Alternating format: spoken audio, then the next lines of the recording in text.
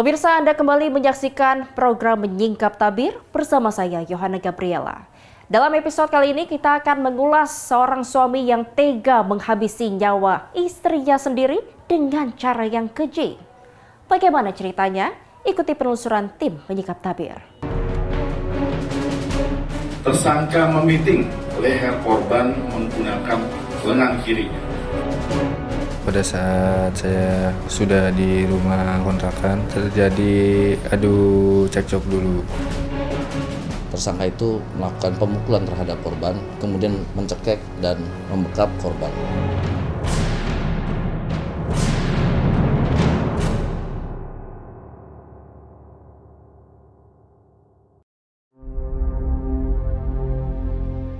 Parasnya terlihat cantik.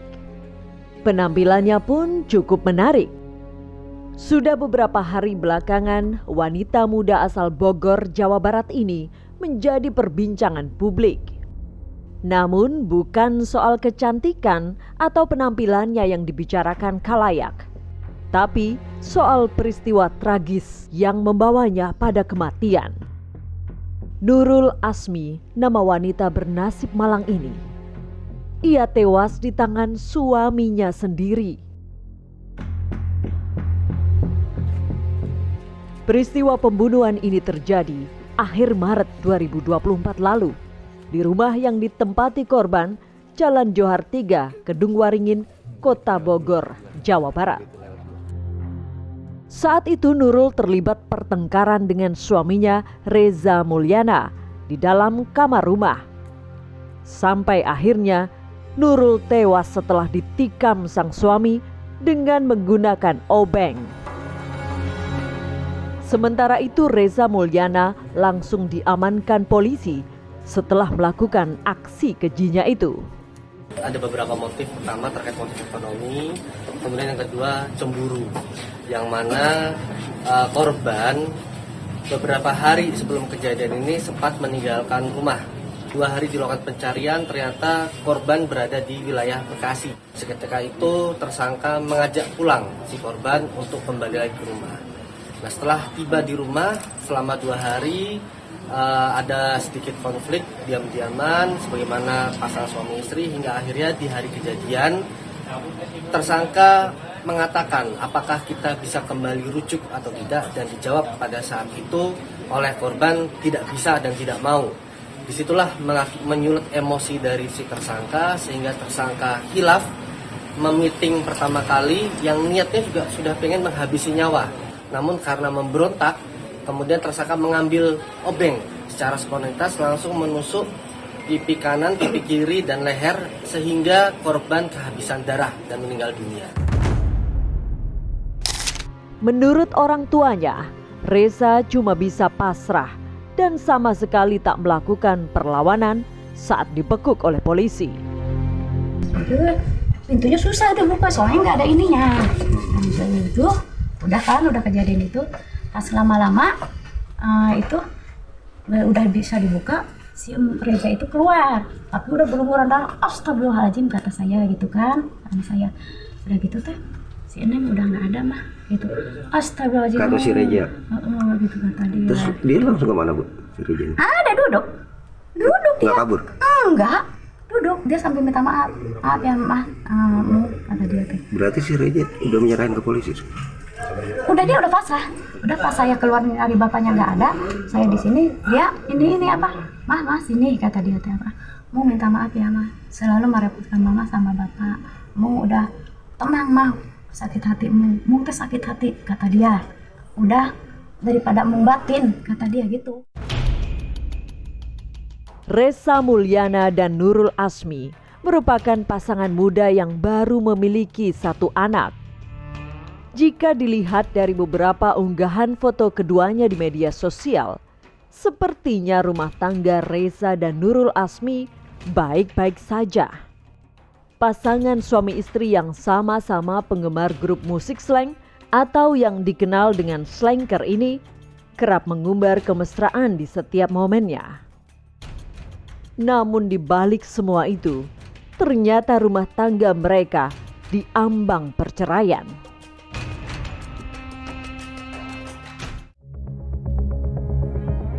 Peristiwa tewasnya seorang istri di tangan suami sepertinya bukan cerita baru di dunia kriminal. Beberapa kasus serupa juga pernah terjadi di sejumlah tempat. Di Bekasi, korbannya sama-sama ibu muda. Korban dihabisi oleh suaminya di dalam kamar kontrakan yang berlokasi di Kampung Cikedokan, RT 1 RW 4, Desa Sukadanau, Kecamatan Cikarang Barat, Kabupaten Bekasi.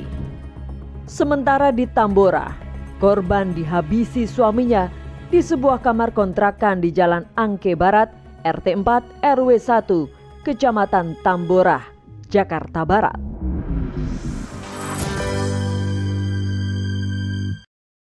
Sama-sama bekerja dan sama-sama memiliki penghasilan.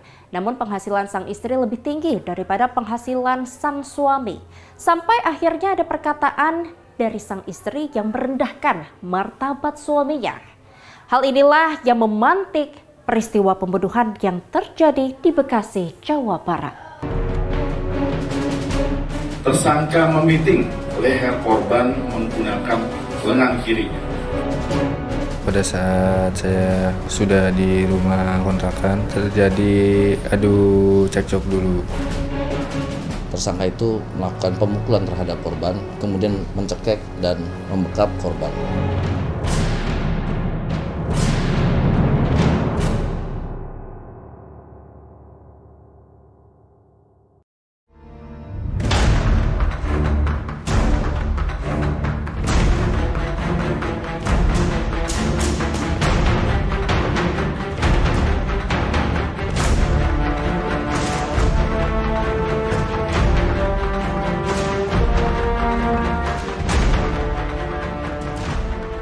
Hampir kebanyakan kisruhnya sebuah rumah tangga berawal dari faktor ekonomi.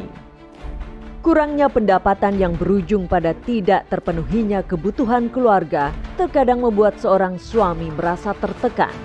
Bahayanya, dalam keadaan seperti ini, bisa saja seorang suami yang seharusnya menjadi pelindung keluarga berubah peran menjadi seorang pembunuh berdarah dingin.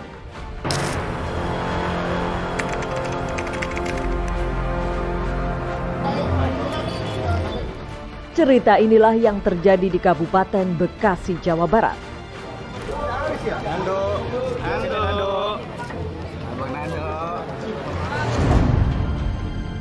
Nando Kusuma Wardana, pria berusia 25 tahun ini tega menghabisi nyawa istrinya pada 7 September 2023 lalu.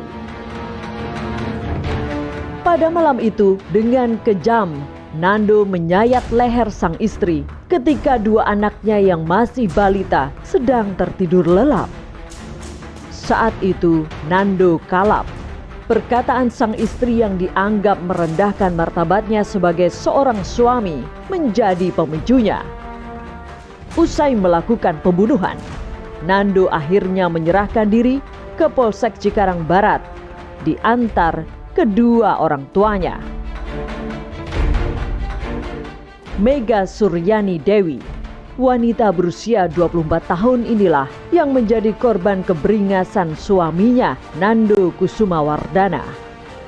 Mega dihabisi di dalam kamar kontrakan yang berlokasi di Kampung Cikedokan, RT 1 RW 4, Desa Sukadanau, Kecamatan Cikarang Barat, Kabupaten Bekasi.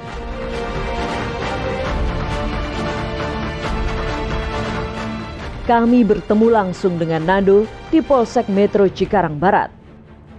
Dengan tangan terikat borgol, Nando pun mulai menceritakan alasan kenapa ia membunuh istrinya. Saat itu Nando yang baru pulang mencari nafkah terlibat cekcok mulut dengan istrinya, Mega Suryani Dewi. Menurut Nando, saat pertengkaran hebat itu terjadi, Mega sempat mengeluarkan kata-kata kasar yang membuatnya tersinggung. Nando naik pitam. Mega kemudian dianiaya dan ditarik ke ruang belakang kamar kontrakannya. Nando kemudian mengambil sebuah pisau di dapur dan pembunuhan itu pun terjadi. Saya baru pulang ojol dari pagi sampai malam jam 9. Di perjalanan ke arah rumah kontrakan TKP itu menanyakan hal ada tentang pendapatan gitu. Gimana?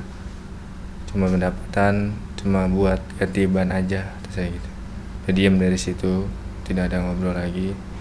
Pada saat saya sudah di rumah kontrakan di TKP, saya terjadi adu cekcok dulu. Cekcok sampai membawa harga diri saya gitu. Entah pakai bahasa kasar gitu. Habis itu saya gampar, saya tarik itu rambutnya, saya bawa ke dapur, saya langsung terkam. Usai beraksi, Nando sempat membersihkan darah dan memandikan jasad istrinya. Jasad istri saya mandiin, saya ngelayak gitu ya, saya pindahin ke kasur. Di atas kasur saya mandiin biar bersih leher tersebut. Sudah nggak ada melarikan diri atau ini nggak ada. Berarti langsung pulang ke rumah orang tua dan ngadu. Betul. Di kasur inilah Mega Suryani Dewi direbahkan dan ditutupi selimut.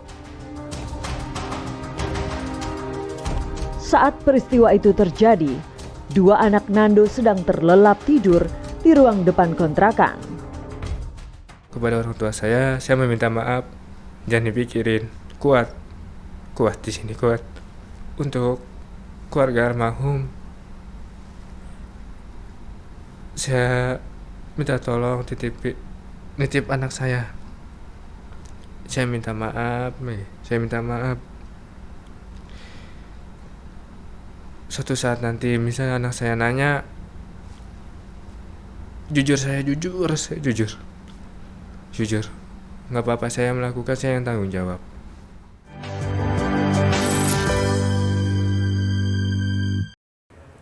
Lagi-lagi sebuah peristiwa pembunuhan dipicu dari perkataan sang istri yang membuat suaminya tersinggung.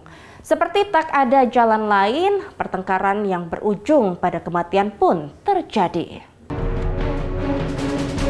Tersangka memiting leher korban menggunakan lengan kirinya. Pada saat saya sudah di rumah kontrakan, terjadi adu cekcok dulu. Tersangka itu melakukan pemukulan terhadap korban, kemudian mencekek dan membekap korban.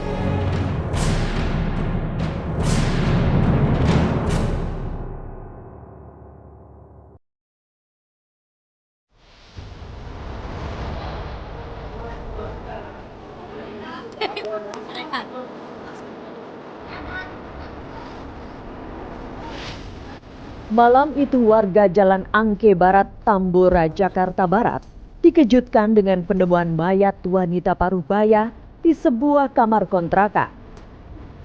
Petugas Polres Metro Jakarta Barat dan Polsek Metro Tambora yang mendapat laporan langsung mendatangi lokasi dan melakukan identifikasi.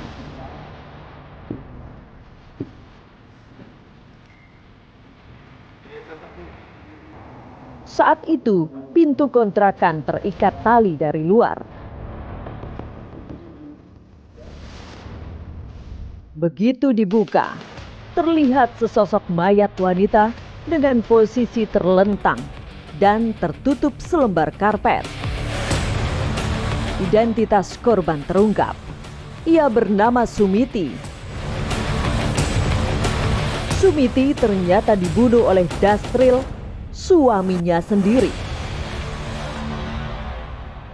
Nah, saya curiga sama salah satu kamar. Nah, ini kamar yang ini.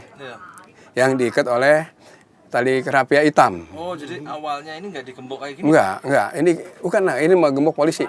Ini awalnya itu cuma tali kerapia hitam, dililit dari luar. Nah, saya agak sedikit miring, langkah ke sini, ini kan ada jendela nih. Iya. Saya agak ini tajam. Nah, ini di sini gitu kan. Jadi, maka saya instruksikan kepada yang punya rumah, tolong dibuka, nanti saya saksiin gitu kan. Dibuka mana itu talinya, pas dikeluarin, dia slotnya dilepasin, yang dorong saya ke dalam, Pak, bukannya dia. Saya dorong ininya nih pakai telunjuk. Ternyata di dalam ada mayat. Tak butuh waktu lama, Dasril akhirnya diringkus di tempat kerjanya. Ia langsung digelandang ke kamar kontrakan, tempat ditemukannya mayat sang istri.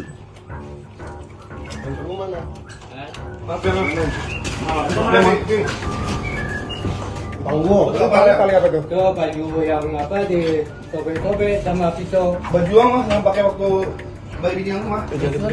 Di sobek-sobek. Di sini, Dasril diinterogasi. Hah? Ini tali buat ngikat bukan ini? Bukan, Bang. Kamar kontrakannya digeledah. Mana? HP-mu mana? Tali tata. Ini apa ini? Itu tas. Mobil enggak? Tak, mobil dapat enggak? Mobil. Dapat enggak ada mobil. Dipimpin langsung juga oleh Kasat Reskrim Polres Jakarta Barat. Kita melakukan penangkapan terhadap pelaku di daerah Kapuk, Cengkareng, Jakarta Barat. Dasril kini harus menerima ganjaran apa yang telah ia perbuat. Menurut pengakuannya, 2 malam sebelum kejadian, Dasril dan Sumiti sempat beradu mulut. Dasril dituduh telah memiliki wanita idaman lain karena Sumiti merasa gaji Dasril yang diserahkan kepadanya selalu kurang tiap bulannya. Saat bertengkar, Sumiti sempat memukul kepala Dasril. Dasril pun naik pitam. Pembunuhan itu pun akhirnya terjadi. Korban ini tinggal bersama dengan suaminya. Pada saat kami melakukan olah TKP, suaminya ini tidak ada di tempat. Dan menurut keterangan warga sudah lebih dari 3 hari tidak melihat keberadaan suaminya. Oleh karena itu kami melakukan penyelidikan dan akhirnya kami dapat mengamankan terduga pelaku ini, suaminya ini, di daerah Cengkareng pada saat yang bersangkutan akan berangkat kerja. Namun dari keterangan tersangka itu melakukan pemukulan terhadap korban, kemudian mencekek dan membekap korban. Dasril, Nando Kusumawardana, dan Reza Mulyana. Mereka sama-sama kepala rumah tangga. Mereka sama-sama orang yang seharusnya menjadi pelindung istri, bukan malah sama-sama menjadi pencabut nyawa istri. Pemirsa, 30 menit sudah kami menemani Anda. Sampai jumpa di program Penyikap Tabir pekan depan.